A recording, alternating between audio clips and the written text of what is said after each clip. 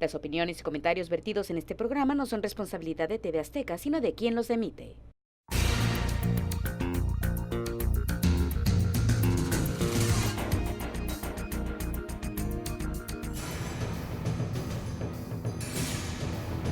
Inmigración, ¿problema o solución?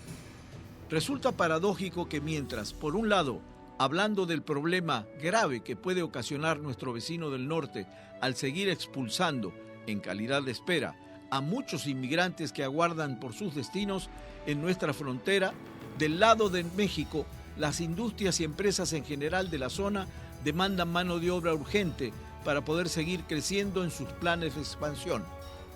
¿Cómo combinar ambas situaciones para que haya un control y ubicación efectiva de tanta gente que transita sin rumbo fijo? Hoy, en nuestro programa, dos conocedores a fondo de este inquietante tema que despierta más dudas que certezas, nos despejarán el panorama en asuntos de inmigración actual, más que nos espera en el corto y mediano plazo. Hoy nos acompaña Guadalupe Sandoval, presidenta de la Asociación de Transportistas Independientes de Baja California, miembro activo de Grupo Avanza Tijuana, miembro de la Asociación Civil Más Mujeres de Poder, titular de la Comisión de Seguridad. Además, miembro del Comité de Seguridad Industrial, primera miembro mujer en Club Rotario TAI en 2000 y fue parte de Consejo de Canaco de 1996 a 1998.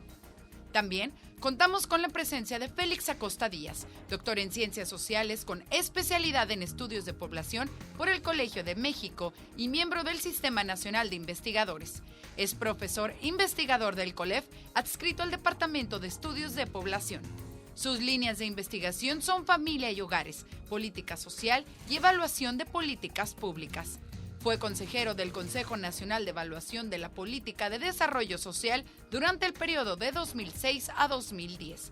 Participa en la Sociedad Mexicana de Demografía y actualmente colabora en el proyecto Región Fronteriza México-Guatemala y coordina evaluaciones de programas presupuestarios del Gobierno del Estado de Baja California. Buenas noches y bienvenidos a un nuevo programa donde pondremos sobre la mesa un tema de interés general. Y obviamente el de hoy es de interés general, es un tema recurrente, es un tema que está en la boca de todos, casi todos los días, por lo menos hace algunos años para acá, que se fue agudizando este problema o este hecho. Pero para más que opinar yo, invité a dos conocedores del tema que nos sacarán de muchas dudas seguramente esta noche y les agradezco muchísimo a los dos que estén aquí. Lupita Sandoval, muchas gracias por venir. Doctor Félix Acosta, muchísimo gusto y gracias por venir a visitarnos y a platicar un rato sobre este tema que a todos nos trae preocupados, porque sinceramente a nadie creo que el tema de inmigración le pase de largo, ¿no? Lo vemos en la ciudad, entrando a la ciudad, saliendo de la ciudad, lo vemos cada vez más cerca el problema, lo vemos en la cantidad de gente empleada que notamos que no es de aquí, que son más bien gente de Centroamérica, como pasó con los haitianos hace algunos años. Y bueno, estamos notando que cierta incertidumbre porque no vemos soluciones efectivas. Lo que sí hemos visto, hemos palpado son amenazas y bueno, si no me corriges esto, te pongo un arancel, y hemos visto que cada vez hay más gente y que se sigue cruzando, ¿no? En mayor o menor medida no es un problema desde mi punto de vista que se vaya a arreglar con un muro o con 10.000 muros. Yo creo que es otro problema un poco más a fondo. Si nos regresamos a 2 años atrás, al día de hoy, ¿hemos progresado en este tema o sigue tan complejo, doctor, como hace unos años? Yo creo que sí estamos viviendo una situación distinta. Hace 2 años y un poquito antes, debemos recordar que lo que vivimos fue en 2014 por ahí, la llegada más o menos masiva de migrantes haitianos aquí, especialmente a Tijuana, sí, que claro, querían cruzar a la frontera norte. Y lo que ha pasado, de alguna manera ese problema se resolvió con la interacción de autoridades y de sociedad civil. Y luego tuvimos a finales de 2018 el tema de la caravana también. Claro. Hay que recordar que la caravana que llegó a Tijuana estaba constituida por más o menos 7.500 centroamericanos, era un número bastante grande, y hay que recordar que se formó de hecho como en octubre del año pasado, cuando estaba por terminar la administración anterior. Entonces, lo que hizo esa caravana fue hacer muy visible para la frontera norte algo que todavía como que no notábamos que pasaba, porque pasaban un poquito más como en pequeños grupos los migrantes centroamericanos por México que quieren ir a Estados Unidos. La caravana mostró como las dificultades. Alertó. Yo creo que la caravana mostró que había migración centroamericana de tránsito para las ciudades de la frontera, y la caravana también mostró que era difícil para el gobierno coordinarse para atender un tema de esa naturaleza. Y entonces, esos son como los antecedentes de lo que estamos viviendo ahorita, pero lo que ha pasado en los últimos meses también ha hecho todavía más visible, no solo para la frontera norte, sino para todo el país, pues que pasan muchos centroamericanos por México queriendo ir a los Estados Unidos. Eso es lo que estamos viviendo ahorita. Esta caravana masiva que empezó en diciembre del año pasado. Así es, en octubre. En octubre, perdón.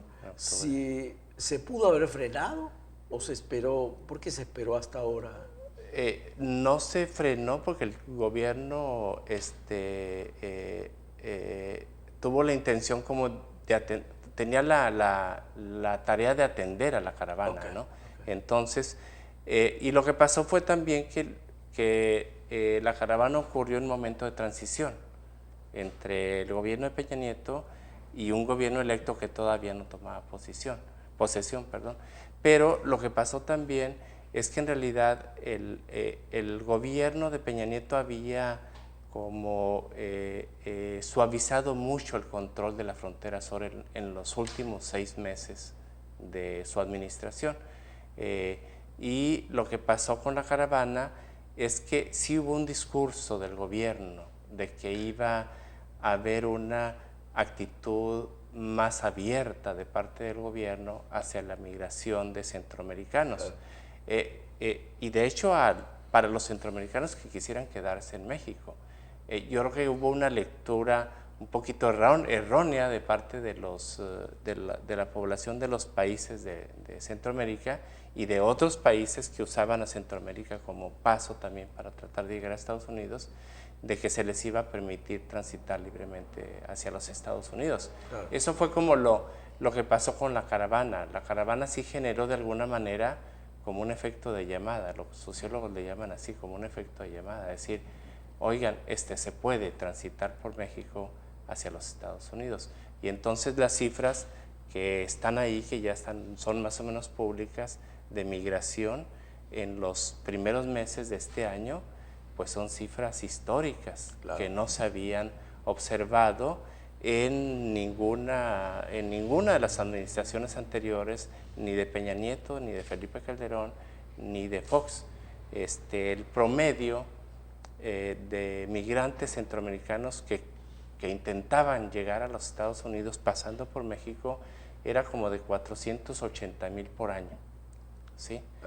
De esos 480,000, en los últimos, hasta julio de Peña Nieto, de la administración de Peña Nieto, todavía el gobierno de Peña Nieto, digamos que lograba detener como al 60% de esos centroamericanos y los deportaba a sus países de origen. El restante 30 o 40% sí lograba llegar a los Estados Unidos y pedir asilo, porque además todavía no endurecía el gobierno de Estados Unidos la política de asilo, ¿no? Entonces, lo que ha pasado también de parte de Estados Unidos es que ha endurecido mucho la política de asilo. A los haitianos, después de haber dicho que podían solicitar asilo por la situación excepcional por el terremoto en Haití, Estados Unidos les cerró la puerta también a los haitianos, y ahorita está en los hechos, sí está Estados Unidos cerrándole la puerta a a la migración proveniente de Centroamérica. Así es. Ahora, una cosa, Lupita, son los números, las estadísticas precisas del doctor, y otra cosa es la realidad que se vive acá, en la frontera. Es decir, la realidad, me estoy refiriendo a la gente de a pie, a la gente que circula, a la gente que sigue cruzando, a la gente que vemos que transita por toda la ciudad. ¿Cuál es tu punto de vista? Al día a día, ¿no? Yo creo que sí se han modificado, los tiempos políticos han modificado la cuestión migratoria. ¿Por qué? Porque tuvimos haitianos y ellos fueron de alguna manera ordenados en su manejarse. Traían recursos propios para buscar su cita, buscaban un espacio. Ellos buscaron la manera de irse a Estados Unidos, algunos se colocaron en la ciudad, todavía vemos muchos que están en la ciudad, tienen un nivel de educación distinto, quizás que muchos sudamericanos, que posteriormente llegaron en tiempos políticos, donde el gobierno de la administración anterior se relajó en ese mes de octubre, noviembre. Fue muy relajado para la cuestión de los migrantes y fue lo que propicia esa coyuntura del cambio de poder del Ejecutivo Federal, propicia que grupos aprovecharán para organizar esta caravana, donde venía gente que se vino por placer a reconocer, porque les hubiera costado el coyote, como le llaman, llegar hasta la frontera, y decían, bueno, vamos en grupo, dicen que va una cantidad bastante gruesa de paisanos, y en grupo no me pasa nada, ¿no? Muchos vinieron por recreación, eso está comprobado, ¿no? De acuerdo a la investigación que tienen algunas autoridades que estuvieron acá por recreación, recorriendo el país, conociendo. Entonces viene el cambio de gobierno, llega con una actitud muy, muy tolerante a la migración, el gobierno federal, hasta que llegan los tiempos políticos de Estados Unidos, donde ya tenemos la presión de que tenemos que actuar para que no lleguen esos migrantes a la frontera. Entonces sí ha tenido cambios de acuerdo a las condiciones políticas tanto de Estados Unidos como nuestras. Al día de hoy ya tenemos una responsabilidad como país de dar resultados en unos pocos días, claro, para ver qué medidas tomará el vecino país hacia nosotros, ¿no? Qué medidas de represión por haber detenido o no la migración de los sudamericanos, y no nomás de los sudamericanos. Estaba yo viendo algunos albergues que tienen africanos, cubanos, o sea, hay cantidad de nacionalidades que han sido históricamente parte de los migrantes en esta ciudad. Y ahora se nota más porque es una situación ya que se subió al plano político. Claro. Estamos hablando que va a repercutir o está por repercutir en la cuestión económica, en la dinámica del país. Entonces sí ha cambiado definitivamente la migración. En el contexto meramente político le han dado otro enfoque. O sea, han tomado medidas así de emergencia, rápidas, ¿no? Que sí, por lo menos, sí, según leí ayer, la cifra se redujo bastante en cuanto a inmigración en estos días, pero es evidente que al tomar estas medidas de emergencia el número va para abajo, claro. Ahora, doctor, ¿están dadas las condiciones en México, económicas, sociales, para recibir tanta gente? Tanta gente, bueno, en primer lugar, yo diría que en la frontera norte y en el resto de los países del mundo también, la inmigración ha sido un factor de desarrollo, claro, tanto económico como cultural. Entonces, como que los temores respecto a la migración vienen menos como de la teoría económica y de la racionalidad demográfica que de los intereses nacionales y de las ideologías y de las religiones. Es ahí donde nosotros encontramos las resistencias a la migración, pero el mundo y los países y en particular la frontera norte se han poblado con personas de otros estados y de otros países. Eso lo escuchamos a cada rato en Estados Unidos también, Estados Unidos, en Sudamérica, ¿no? Que son países hechos por inmigrantes, pero también cabe, y es la pregunta, de la inquietud de la gente al decir, bueno, si México tiene 40 millones de gente pobre y no se ha logrado crear empleo para tantos, ¿no puede generar una inquietud que llegue más gente a la que haya que crearle empleo? No, yo creo que el gobierno ha dado como un giro en el último mes, porque lo que sí hay que reconocer es que durante los primeros meses del año hubo no sé si desconocimiento del problema, no sé si un tema como fuerte de corrupción del Instituto Nacional de Migración que se desató, pero los números que están acumulados ahorita hasta mayo, ahorita yo decía que históricamente cada año en los últimos 18 años, 480,000 centroamericanos intentaban ir a los Estados Unidos. En los primeros meses de este año, en los primeros 5 meses, ya son 460,000. Entonces, en 5 meses se superó el número de un año. Pero además lo que pasó también es lo que yo decía, que el gobierno de Peña Nieto relajó mucho el control de la frontera y entonces más migrantes empezaron a llegar a los Estados Unidos. Perdón que lo interrumpa. ¿Relajó? Sí. ¿Se despreocupó? Se despreocupó. ¿De manera irresponsable? Yo creo que sí. Okay. Uno tiene las estadísticas de deportaciones, claro, y uno se da cuenta que no sé si lo hizo porque ya no le importó, claro, gobernar los últimos, ya me voy, claro, o si lo hizo porque dijo voy a crearle un problema a la siguiente administración, viene, ¿no? Claro. Entonces, veníamos de eso en los últimos 6 meses de Peña Nieto. Y luego en los primeros 3 meses hubo bastante, digamos, como desconocimiento del tema de la migración. ¿Falta de atención quizás? Falta de atención.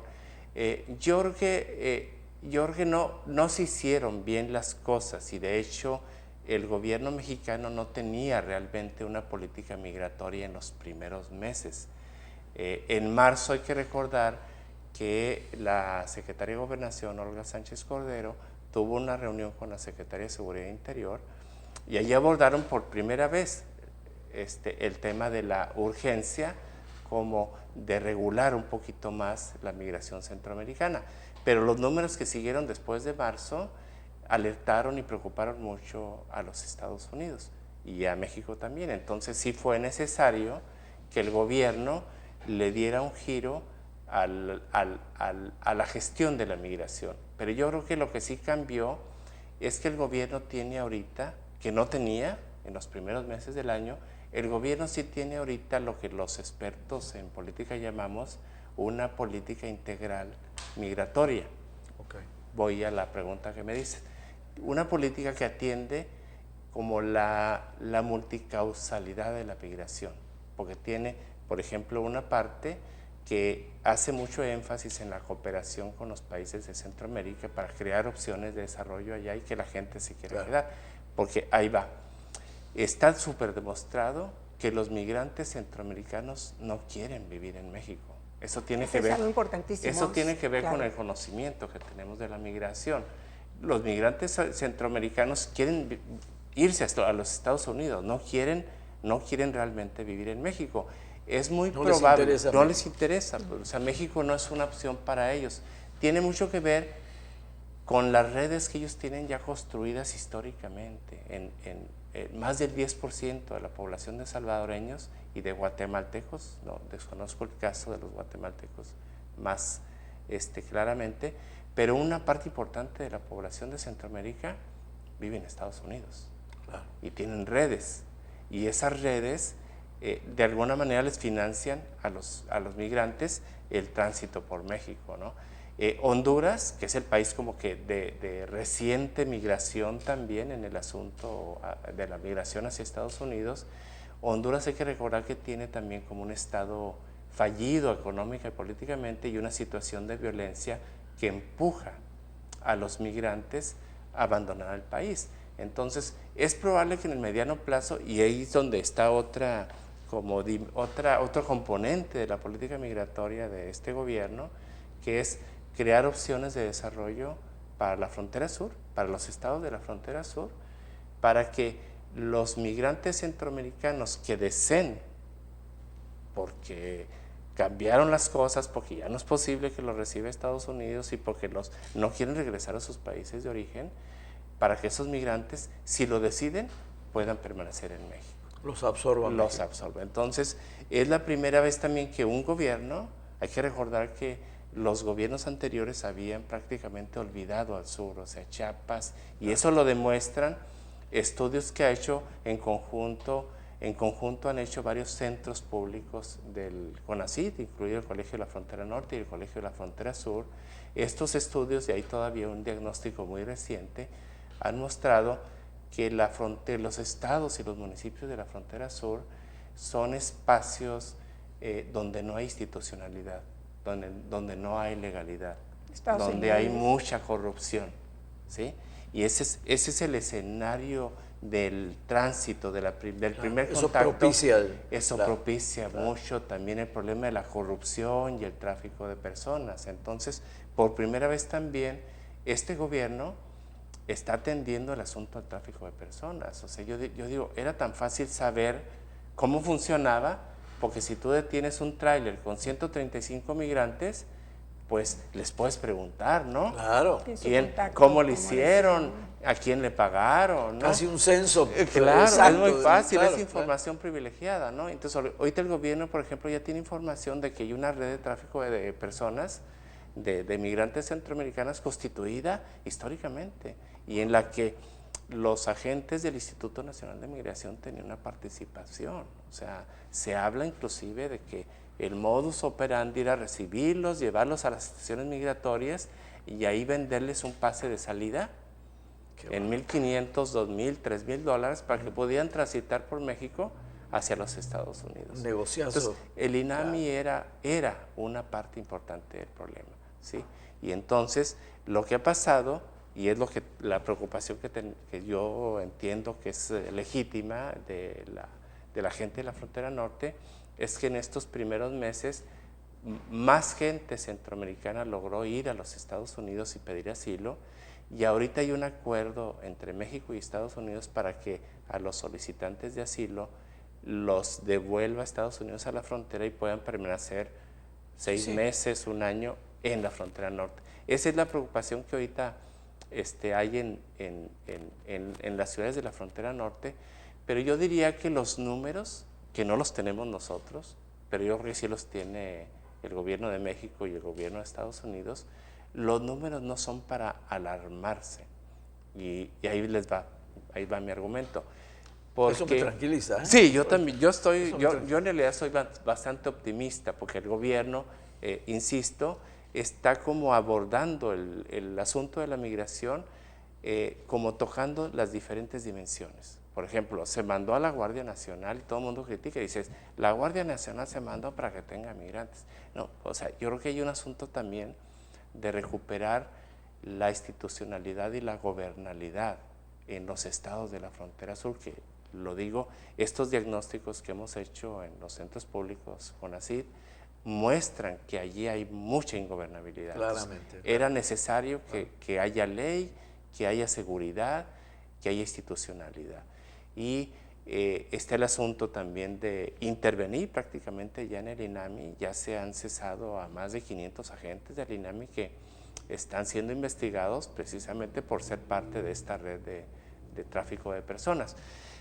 Hay un número de solicitantes de asilo provenientes de Centroamérica que llegaron a Estados Unidos en estos meses y que están siendo regresados hacia las ciudades de la Frontera Norte.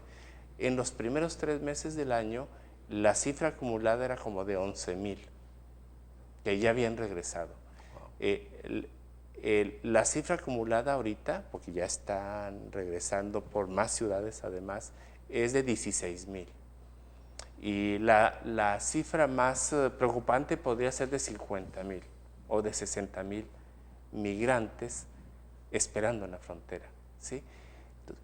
Yo les voy a recordar que durante los peores tiempos de Obama se regresaban, igual por donde están regresando ahorita los migrantes centroamericanos, se regresaba cada año a 200,000 mexicanos detenidos por las autoridades. La percepción de ahora es más alarmante. Entonces yo digo, o sea, claro, ¿cómo es posible?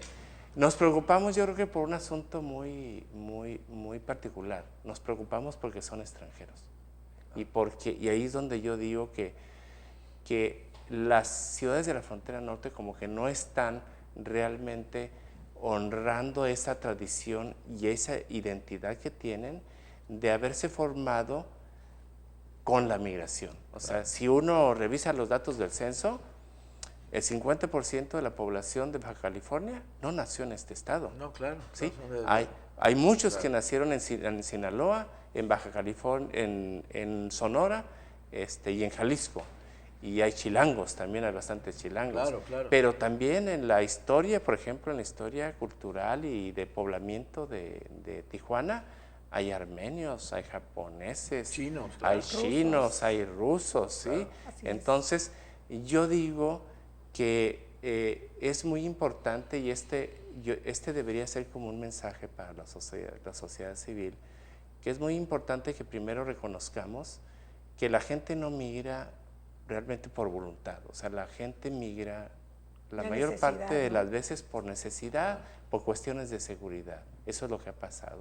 Y entonces, y que los datos que tenemos no son para alarmarse, porque aparte, yo todavía no sé si el gobierno, a lo mejor Lupita lo sabe más, pero el gobierno también ha anunciado que un subsecretario de la Secretaría de Trabajo, del gobierno federal, que es Horacio Duarte, va a ser como el responsable de coordinar los esfuerzos de gobierno federal, gobiernos estatales y gobiernos municipales para atender a los migrantes que tengan que permanecer en la frontera.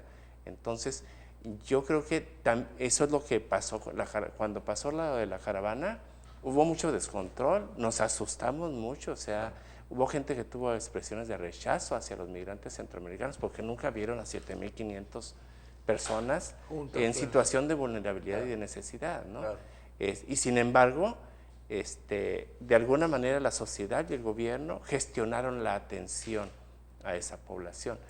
Le voy a dejar una pregunta para el regreso porque ya me están llamando a corte. Muy bien.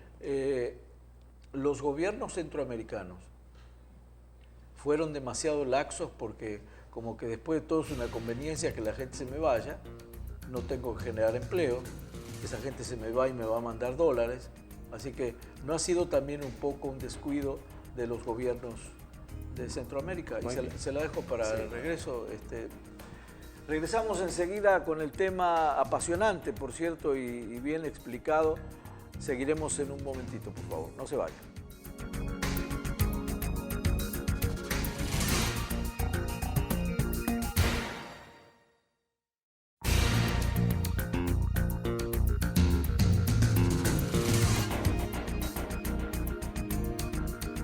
Ya estamos de regreso en este inquietante tema que nos están tratando de esclarecer y sacando información muy precisa y hasta cierto punto optimista, porque el doctor me dejó optimista para el corte.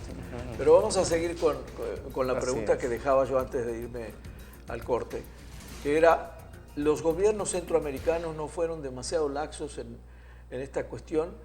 Como, no sé, como lo leí alguna vez, la conveniencia de total, si se van, a mí me conviene porque son gente que me va a mandar dólares y yo no creo fuentes de trabajo. No sé, ¿hubo un descuido de ese lado? Sí, yo creo que ha habido falta de responsabilidad de los gobiernos de Centroamérica, El Salvador, Honduras, Guatemala. Hay que recordar que son países muy pequeños, pequeñitos, claro. Comparados con México, ¿verdad? Son países que no tienen realmente estructuras productivas fuertes, como las tiene México y como la tiene Estados Unidos. Son países que dependen mucho como de la exportación de productos agrícolas. Y son países que han sido golpeados realmente por situaciones de violencia, ¿sí? Y digo, pues nada más el caso más reciente es el caso de Honduras, ¿no? Honduras ahorita está prácticamente al borde de una guerra civil, porque el presidente de Honduras pues tiene como una situación de legitimidad y de falta de resultados. Entonces, es difícil que países así gestionen adecuadamente el asunto de la migración. Y obviamente cuando se tiene a los Estados Unidos del otro lado, de aquel lado de México inclusive, ¿verdad? Claro. Pues obviamente, pues sí, o sea, resulta viable. Hay que recordar, por ejemplo, que Fox le decía a los mexicanos que se fueran de jardineros a los Estados Unidos, ¿no? O sea, esos discursos alimentan mucho la migración. Pero las otras causas que yo digo que están ahí en los países centroamericanos también alimentan la migración. México tiene una posición muy difícil porque es un país de tránsito. Porque como decía yo en el principio, no sé si las cosas cambien en el mediano plazo. Yo creo que la intención del gobierno de López Obrador es cambiar la situación económica y social de los estados de la frontera sur para decirle a los migrantes centroamericanos que huyen de la violencia o del desempleo, aquí hay una opción, si se quieren quedar, ¿verdad? Pero México yo creo que lo ha hecho también en esta segunda parte, porque como platicábamos hace ratito en el intermedio, que lo decía bien Lupita, la política migratoria, cuando alguien me preguntaba a mí, ¿no? en entrevistas anteriores, en los primeros meses decían, oye, ¿qué está pasando con la política migratoria de México? Y les decía yo, ¿cuál política migratoria? Es que no hay política migratoria, ¿verdad? No hay política migratoria, hay como una actitud como de no saber todavía qué hacer con el asunto de la migración, y además un asunto desbordado mucho por lo que estaba pasando en el resto de los países que alimentan las rutas de la migración, ¿verdad? Porque, por ejemplo, uno habla de los haitianos salieron primero de Haití por el terremoto, luego se fueron a trabajar a Brasil, cuando Brasil era una opción en términos de empleo. Cuando Brasil entró en recesión, los haitianos abandonaron Brasil, atravesaron todo Centroamérica y sabiendo que los Estados Unidos los podía recibir por el asunto del terremoto, intentaron llegar a los Estados Unidos, ¿no? O sea, hay que entender un poquito como todas esas motores que están detrás de la migración. Lo que está haciendo también, y es otra parte de la, ahora sí me atrevo a decirle yo, política migratoria de México, otro componente de la migración es la cooperación y el desarrollo con los países de Centroamérica. Entonces, por ejemplo, hace poquito vi una noticia de que el gobierno de México le había dado a El Salvador una ayuda de 20 millones de dólares para replicar algunos programas que tiene el gobierno de México y tratar de retener a los migrantes en El Salvador. Las cifras que manejaban es que con esos 20 millones de dólares se podían crear 20,000 empleos en El Salvador. Entonces, eso también es como asumir la responsabilidad. Y yo creo que los países de Centroamérica necesitaban a un interlocutor importante y con cierta capacidad de agencia ante los Estados Unidos, porque Trump los había abandonado. De hecho, les había cancelado Trump la ayuda económica que les brindaba cada año, ¿no? Precisamente como en represalia por el asunto de la migración. Pero México ha logrado, de alguna manera, llamar la atención del gobierno de Estados Unidos. Creo que el canciller Marcelo Ebrard dijo por ahí que se habían conseguido de parte de Estados Unidos entre primero 6,000 y luego otros 2,000 millones de dólares para invertir en proyectos productivos en Centroamérica. Entonces, son países que requieren mucho dinero, que requieren crear infraestructura y opciones de empleo, y entonces México está haciendo como ese trabajo de fomentar la cooperación con los países de Centroamérica. Y una cosa bien importante también, que asuman ellos la corresponsabilidad que tienen en el asunto de la migración. Vimos que no fue responsable los gobiernos de Honduras, por ejemplo, no fue responsable, decías ya faltó de responsabilidad, fue irresponsable al terminar el año 2018. La crisis favoreció, esa cuestión política hizo que se notara demasiado porque era la transición, repetimos, en México, y la cantidad de migrantes que llegaron, porque sí es cierto, Tijuana, Baja California, está formado por empresas, familias migrantes. Pocos somos los que somos nacidos en Tijuana, en Baja California, pero eso no era problema para nosotros. El problema fue cuando, por cuestiones políticas también, creo yo, empezó esta situación de choque, ¿no?, contra la sociedad, contra algunos migrantes, por la forma como llegan. O sea, eso vino a perjudicar, ¿no? ¿Por qué llegar a Tijuana? ¿Por qué en tiempos políticos? ¿Por qué cuando hay un gobierno local de un partido? Y debemos de recordar cómo se puso la situación tensa con la cuestión de la llegada de los militares a la frontera. de aquel domingo donde cierran la frontera, de cómo iban las caravanas a la línea, o sea, fue un choque de todo el mes de noviembre, constante, ¿no?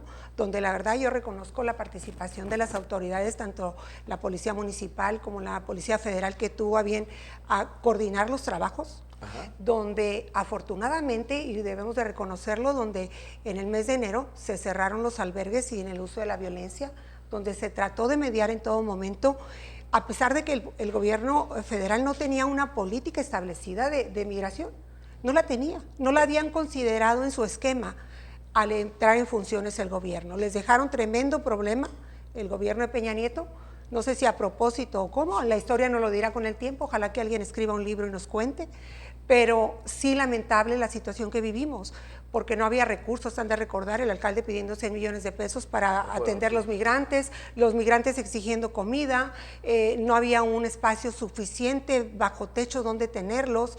Ellos padecieron todo octubre, todo noviembre, y hasta que ahí tuvo a bien el ingeniero Bonilla buscar una bodega. Han de recordarlo, por ahí tenemos imágenes de la bodega, cómo se manejaban en esa bodega de la zona norte. Los vecinos estaban ya desesperados por la situación que prevalecía, porque ellos vivían de noche, los migrantes, y de día dormían.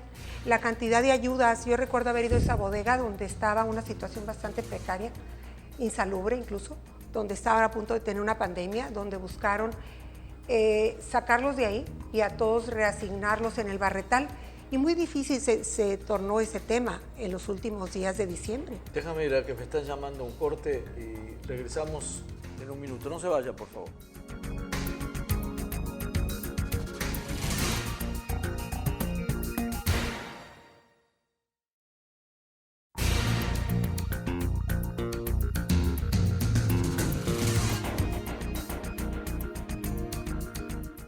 Regresamos con este tema inquietante, preocupante de la inmigración que estamos analizando a fondo en este programa. Nos habíamos quedado, Lupita. Sí, te comentaba que fue muy delicada la situación porque se tornó política. La comunidad de Tijuana es muy participativa y yo recuerdo que la comunidad de Playas acudió a apoyar a los migrantes, pero debes de recordar cómo los traían manipulados para hacer una crisis en la frontera. Esos 18 pies de valla no les importaba y se brincaban, ¿no? Familias completas. Era un reto incluso contra la autoridad local, la autoridad federal, porque se desbordó incluso el orden. No hubo orden en la ciudad. Claro. Venían tan mal influenciados por lograr una inestabilidad, que fue así como se dieron las cosas realmente en Tijuana. Tijuana no es esa ciudad que se pintó en ese entonces, ¿no? Lo que pasa es que el temor de verse afectada con la cerrada de la línea, que era un problema grave, ¿no? Aquí a uno le cierran la línea, yo recuerdo allá en el 84, creo que fue, cuando cerraron la línea por una situación de un tiroteo en una cadena de comida rápida. Sí. Yo creo que eso es histórico y pocas veces se ha cerrado la línea.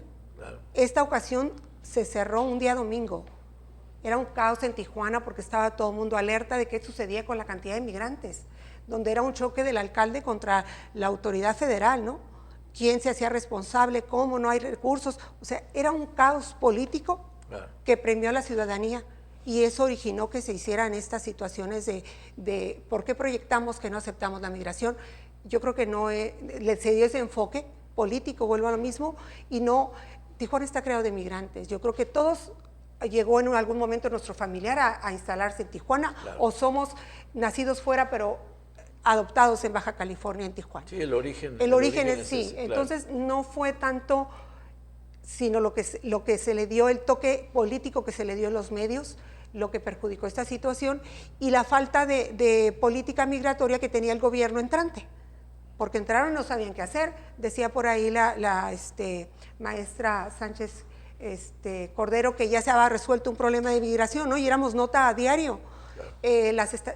A nivel internacional estaban sitiados los noticieros fuera de las instalaciones de los albergues. Éramos nota de todos los días, hasta que afortunadamente sin violencia se lograron cerrar los albergues, que la verdad para mí es un logro. Con el conocimiento que tiene, la Policía Federal vino a hacer esto, ¿no? Pero llegó el momento que los dejaron solos. Claro. O sea, la Policía Federal se hizo cargo de atender los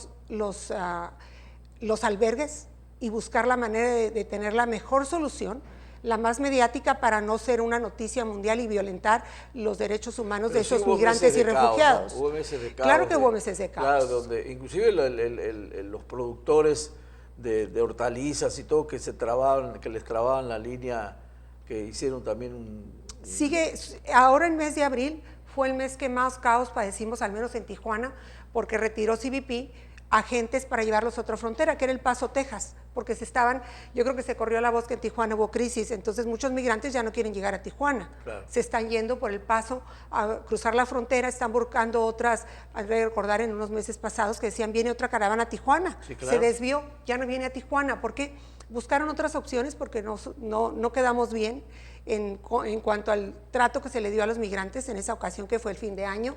¿Y qué sucede ahora? Se van a otras fronteras y el gobierno americano lo que hace es mandar agentes a otras fronteras, pero nos quitó de la aduana, al menos la comercial, 50 agentes, ¿no? Esos 50 agentes vinieron a perjudicar la economía porque las filas, si tenemos por ahí las notas donde duraban hasta 12 horas, 2 días para cruzar una carga. Compañías instaladas en la ciudad que son las principales exportadoras de producto terminado, pérdidas millonarias. Sí, claro. Nosotros tuvimos en el grupo de industriales y de seguridad que manejamos, tuvimos la visita del senador Novelo, lo invitamos a que conociera del tema porque él es el secretario de la Comisión de Asuntos Fronterizos y Migratorios. Entonces le hicimos saber la situación que estaba padeciendo Tijuana con esas largas filas de los choferes, la condición en la que estaban haciendo fila para exportar las mercancías cuando Baja California, Tijuana en particular, vive de la industria. Claro. Entonces, si hay una afectación económica, ya cuando te ves afectado, pues reaccionas, ¿no? Claro, claro. Entonces, no fue tanto hacia los migrantes, sino los daños colaterales que empezaron a ocasionar los migrantes por la fuerza que mandó Estados Unidos a la frontera y las medidas de hacer más lento el cruce, por falta de personal. Y aparte, o sea, imagínate el cruce cerrado por completo en domingo, ¿lo vivimos? Sí, es verdad. Sí. Doctor, sabemos que la gente que está en tránsito, esperando, de este lado, esperando un veredicto del otro lado para poder ingresar, es un porcentaje, ¿no? Es decir, de 100,000 personas, por ponerle un número, ¿qué porcentaje es el que porque digo, es ilusorio pensar que a todos le van a dar visa para trabajar en Estados Unidos, para entrar a Estados Unidos. Sabemos que ahí va a haber una cantidad de gente que se va a tener que quedar, es decir, no sé la proporción, si es 70-30, no lo sé, pero ¿cuánta gente se va a quedar? Porque uno dice, está bien, van a esperar a ver qué fallo le va a dar el juez en California. Pero todos sabemos que de 10 van a pasar 3 o 4, no sé. Y es lo que está sucediendo. Antes les daban la fecha a los 20 días. Claro. Y ellos esperaban su cita. Ahorita las citas están al mes de noviembre y diciembre. O sea, hay muchos migrantes que después de muchos llegan con el permiso para permanecer en México y buscar su asilo en Estados Unidos, otros sin ningún documento. Entonces, muchos están cruzando de manera ilegal, los detienen y los llevan a la hielera. Ahí se contactan con más gente que los dice a qué albergues pueden acudir en Tijuana. Y ellos, después de padecer todo esto, muchos están optando por regresarse a sus países de origen porque ven que no es viable, no es como les platicaron lo fácil, porque ya les están dando a muchos meses su cita. Estamos hablando que es noviembre, diciembre, cuando antes era 20 días, ¿no? Claro. Y eso pues es complicado para ellos. ¿Hay alguna porcentaje? Hay estadísticas, okay. Las estadísticas que tenemos acerca del porcentaje de solicitudes de visa que son aprobadas por el gobierno de Estados Unidos es un poquito menor al 10% del total de solicitudes.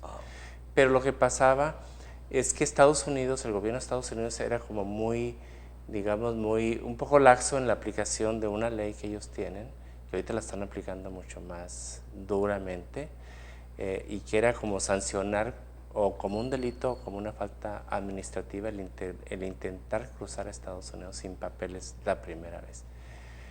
Lo que pasaba antes, y por eso, o sea, muchos migrantes centroamericanos lograban quedarse en Estados Unidos, es que ellos llegaban a su cita, el juez los recibía, les daba fecha de audiencia, y el gobierno de Estados Unidos les permitía reunirse con sus familiares.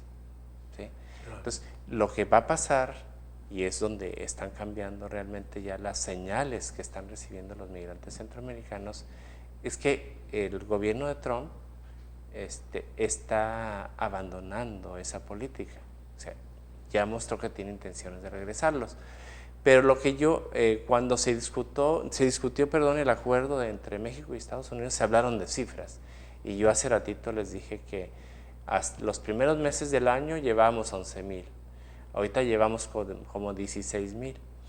De estos números grandotes acumulados, porque lo que esperamos de las medidas que ha tomado México en cooperación con Estados Unidos y con los países de Centroamérica, es que el asunto de la migración se regrese como a ciertos niveles más o menos aceptables, que se regule el asunto de la migración y que sea más seguro. Y las cifras que tiene, que yo he estado ahí encontrándome a veces porque no son oficiales, son de entre 50,000 y 60,000 en este año, sí, repartidos en las ciudades de la frontera. Entonces, en una ciudad como Tijuana, que tiene casi 2 millones de habitantes, si nos tocan, ¿cuántos esperan ustedes que nos toquen, no? Yo creo que no va a haber tanto, digamos, desconcierto como lo hubo con el asunto de la caravana, porque el problema de la caravana es que llegaron 7,500 personas a Tijuana en situación de vulnerabilidad y de necesidad, y personas que son personas con derechos. Hay que recordar que los migrantes, igual que nosotros en nuestro país, tenemos derechos y están en la Ley General de Migración que ha sacado México. Entonces yo creo que la caravana, después del desconcierto, mostró, y después de todo lo que pasó, ¿verdad? Porque sí hubo un sector de la población de Tijuana, incluyendo algunas autoridades que mostraron, que tuvieron actitudes de rechazo y de negación de los derechos de los migrantes, ¿no? Yo creo que es muy importante que los gobiernos de los diferentes niveles se corresponsabilicen de un asunto de esta manera, junto con la sociedad civil, obviamente. Y yo creo que no volveremos a ver un asunto como ese en la frontera norte. Lo que vamos a ver es como un acuerdo de administración de esos flujos entre México y Estados Unidos, y una actitud que no se vio en la gestión de la caravana, de mayor colaboración, cooperación y entendimiento entre gobierno federal, gobiernos estatales y gobiernos municipales. Ahorita yo insisto, hay un responsable de parte del gobierno federal de atender el asunto de los migrantes centroamericanos en espera de asilo en Estados Unidos. Le hago una pregunta cándida. Sí. ¿Es una herramienta política para el presidente Trump? Claro que sí. Claro que sí. Eso lo es y lo está haciendo, y lo va a hacer de aquí hasta el año que viene, ¿no? O sea, el discurso sobre la migración le permitió a Trump, durante las primeras elecciones, le permitió ganar mucho apoyo entre la base de blancos de bajo nivel socioeconómico, ¿verdad? Y yo creo que va a continuar ese discurso, pero lo que sí ha cambiado, insisto ahí mucho, es como el nivel de cooperación que existe entre los países de Centroamérica, México y Estados Unidos. Era necesario. Hay gente que critica el acuerdo que tuvo México con Estados Unidos para gestionar de mejor manera el asunto de la migración, pero ante las cifras que se dispararon en los meses de abril y mayo, era bien necesario volver a tener un acuerdo con los Estados Unidos y repartir un poquito la responsabilidad en los estados y en los países en quienes le toca. Y algo importante, que también Trump empezó, México fue el responsable de hacer el lobbying, para buscar estos apoyos a los países más necesitados de Sudamérica, pero porque también entramos ahora en la cuestión política, pero de los Estados Unidos.